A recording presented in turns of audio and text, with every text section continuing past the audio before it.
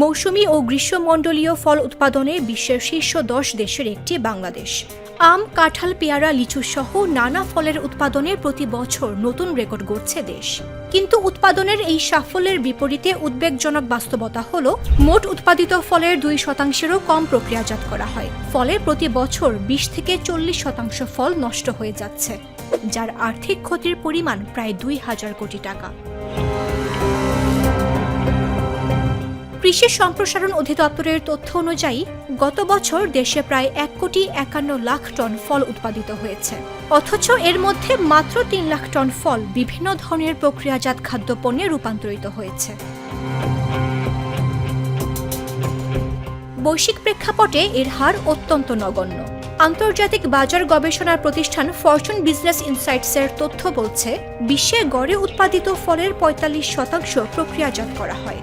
Thailand ও মালয়েশিয়ায় এ হার 80%-এরও বেশি, আর উন্নত দেশগুলোর অনেকগুলোতে তা 70% ছাড়িয়ে গেছে। বিশেষজ্ঞরা বলছেন, ফল প্রক্রিয়াজাতকরণে পিছিয়ে থাকার কারণে বাংলাদেশ শুধু বিপুল অপচয়ের মুখে পড়ছে না, হারাচ্ছে বৈশ্বিক বাজারের বড় একটি সুযোগও। বর্তমানে বিশ্বে ফল ও সবজি প্রক্রিয়াজাতকরণ শিল্পের বাজার দ্রুত সম্প্রসারিত হচ্ছে। আগামী কয়েক বছরে এ খাতের বাজার মূল্য $21 বিলিয়ন ছাড়িয়ে যাবে বলে ধারণা করা হচ্ছে।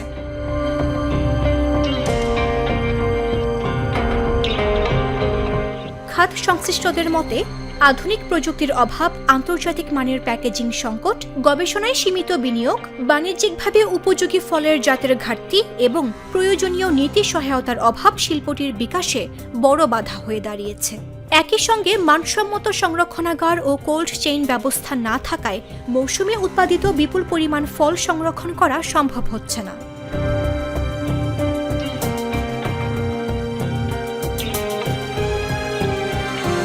আম থেকে আমসত্ত্ব, mango bar, mango dried slice, dry mango, আনারস থেকে আনারস ড্রাই, আনারস ক্যান্ডি ও পেঁপে থেকে পেঁপে ড্রাই করছেন চাঁপাইনবাবগঞ্জের শিবগঞ্জ ম্যাঙ্গো প্রডিউসার কোঅপারেটিভ সোসাইটির সাধারণ সম্পাদক ও নোয়াবী ম্যাঙ্গোর স্বত্বাধিকারী ইসমাইল খান শামীম। ফল প্রক্রিয়াকরণে তাকে অনেক বেগ পোহাতে হয়েছে। প্রায় পুরোটাই তিনি করেছেন নিজ উদ্যোগ ও নিজের জ্ঞান খাটিয়ে।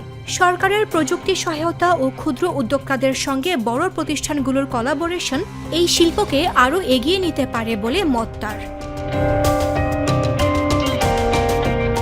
দেশে কাঁঠাল থেকে চিপস, ফ্রেশ কাট কাঁঠাল, কাঁঠালের আচার, কাঁঠালের জ্যাম ও কাঁঠালের বীজের পাউডার তৈরি করছেন হাজারা এগ্রো প্রাইভেট লিমিটেডের ব্যবস্থাপনা পরিচালক ও আড়ত এগ্রো বিডির কর্ণধার মোহাম্মদ কাঞ্চন মিয়া। তিনি বলেন, দেশে কাঁঠাল প্রক্রিয়াজাতকরণের সবচেয়ে বড় চ্যালেঞ্জ হলো এর আঠা বা গাম। কাঁঠালের আঠা দূর করতে পারলে এটি দিয়ে বিভিন্ন ধরনের মূল্য সংযোজিত পণ্য তৈরি করা সম্ভব।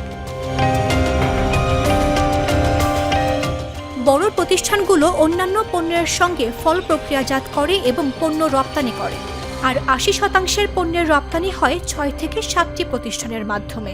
দেশের বড় শিল্প গ্রুপের মধ্যে প্রাণ আরএফএল, স্কয়ার, আকিস, বসুন্ধরা, বম্বে সুইটস, সেজান গ্রুপ সহ কিছু প্রতিষ্ঠান এই খাতে বড় বিনিয়োগ করেছে। দেশের সবচেয়ে বেশি ফল প্রক্রিয়াকরণ করছে প্রাণ গ্রুপ। কিছুদিন আগে এক কর্মশালায় গ্রুপের পরিচালক কামরুজ্জামান কামাল বলেছিলেন, ফসল উৎপাদনে মাত্রাতিরিক্ত সার ও কীটনাশক ব্যবহারে অনেক ক্ষেত্রে এদেশের খাদ্যপণ্য অনিরাপদ হচ্ছে, যেটা পণ্য প্রক্রিয়াজাতকারীদের জন্য ক্ষতির কারণ। বিশেষজ্ঞদের মতে, গবেষণা, প্রযুক্তি, সংরক্ষণ সুবিধা ও উদ্যোক্তা সহায়তায় সমন্বিত বিনিয়োগ নিশ্চিত করা গেলে ফল প্রক্রিয়াজাতকরণ শিল্প বাংলাদেশের কৃষি অর্থনীতির নতুন শক্তিতে পরিণত হতে পারে। উৎপাদনের সাফল্যকে মূল্য সংযোজনের মাধ্যমে বৈদেশিক মুদ্রা আয়ের বড় খাতে রূপান্তর করাই এখন সময়ের সবচেয়ে বড় চ্যালেঞ্জ।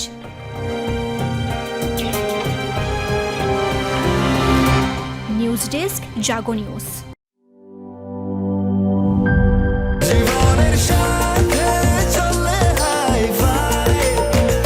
স্বাস্থ্যকর অল টাইম ফ্যামিলি কেক, সব সময় অল টাইম হেলদি লাইফ।